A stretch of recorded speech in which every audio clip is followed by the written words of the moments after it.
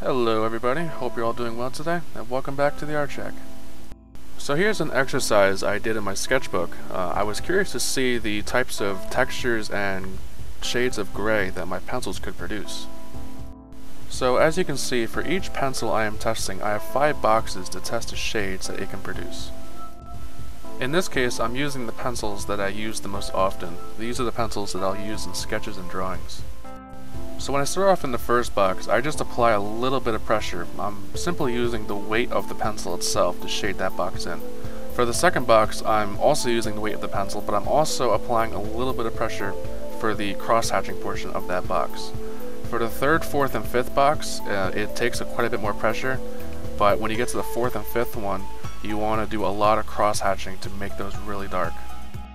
So as I continue drawing, I'm going to change the subject. I was reading a lot of the comments from my last video about where I was saying that I would possibly go out and draw on location. A lot of you had very positive feedback for that, so I think that's definitely a great idea. I'm probably going to wait until it gets a little warmer out, because it's January and I live in New Jersey currently, and it gets pretty cold. But maybe I'll wait till a nice snowfall or something, if we get snow, who knows. But I'll wait for that, or I'll just wait till it gets a little warmer out, so that way it's a little bit more enjoyable for me to actually sit out and draw. But that is definitely something I'm considering to do, and I think it's a great idea. We'll both learn, you and me will learn a lot from that experience, so I look forward to it. Alright, so the shading is just finishing up at the moment, and I will be starting on the larger boxes surrounding the shading. The first largest box will be hatching, where the pencil line will just be in one direction just to try and create some texture and depth.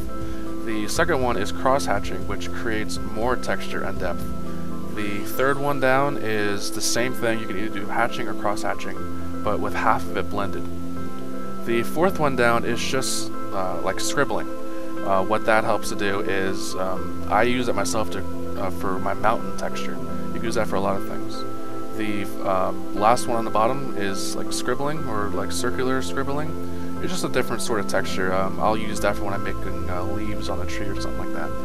The fourth, or not the fourth and fifth one, but the bottom two that I'm going to be shading in here in a second, those are burnishing. What that one does is you shade it in with either a hard pencil or a B pencil, and then you go over it again with the opposite so that you don't erase any of that detail.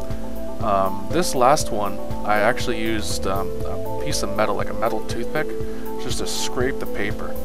And then when you go over that again with a light or hard pencil, it'll leave all that texture in it. So you can use it to make some pretty good texture in trees, bark, things like that. It works out great. So here is the final picture of the project I did. This was very useful to me because I've never done anything like this, and it really helped me to figure out what my pencils could do.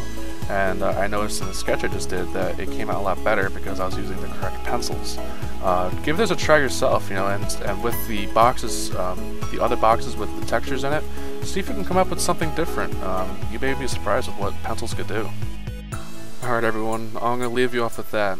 If you learn from this, give me a thumbs up, that really helps out.